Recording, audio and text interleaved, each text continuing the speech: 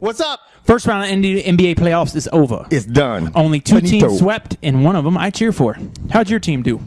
Oh, they got swept. Adios, deuces, bye-bye.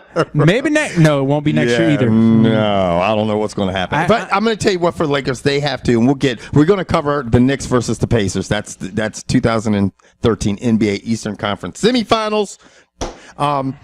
But fuck the Lakers. We don't want to talk about the Lakers. Oh, we will. Nobody's here. Everybody's here to talk about the Knicks and the Pacers. Now, these two split their regular season series at 2-2.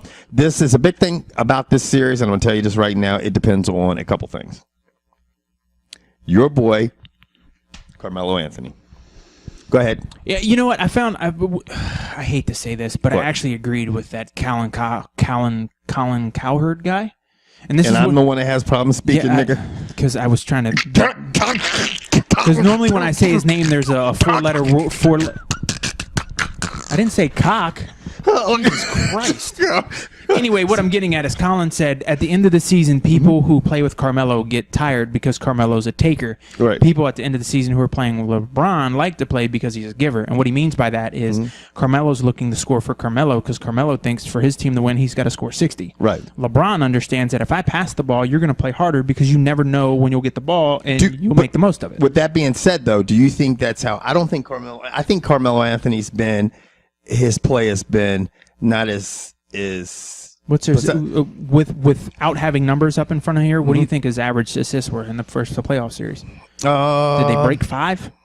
I don't know. I thought it was probably like 5 or 6. Yeah, that's high for him. In my opinion. It is high. So I mean, I think he's playing a little bit not as selfish, and I think it helps when J.R. Smith is knocking down everything. Yeah, including people. Yeah, J.R. Smith and J.R. Smith this last series. That's another thing. The two biggest things is one is fucking Carmelo Anthony's shoulder, because he got hit a couple times during that Celtics series, and you're like, oh, he might be fucked up. Another thing is, what happens if Amari Stoudemire does come back? Because when he was gone in March and April, they rattled off like 13 straight wins. Nobody was paying attention because the Heat were doing that shit. But what do you think? Push him to the side? I agree. The problem is Amari thinks he needs the ball to score. Yeah, he does. And he doesn't. If he went more that Tyson Chandler route and just did cleanup and played defense, they'd be a lot better. Oh, they'd be nasty. Yeah. Let Duhan and Anthony and J.R. Smith do the scoring. You two work cleanup and then call it a day. And now J.R. Smith has to show up. I think he when he did show up, they were like, it looked unstoppable. I'm like, damn, the Knicks could run through everybody. Well, I mean, they looked that good for a while, but he was very hot and cold during the Celtics series. Well, they're about to have their hands full. Who do you have?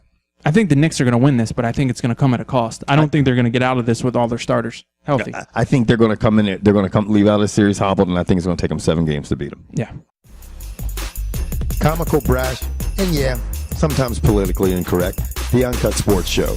Non-traditional sports coverage delivered the way you like it by your uncensored co-hosts, Kevin White and George Bedford.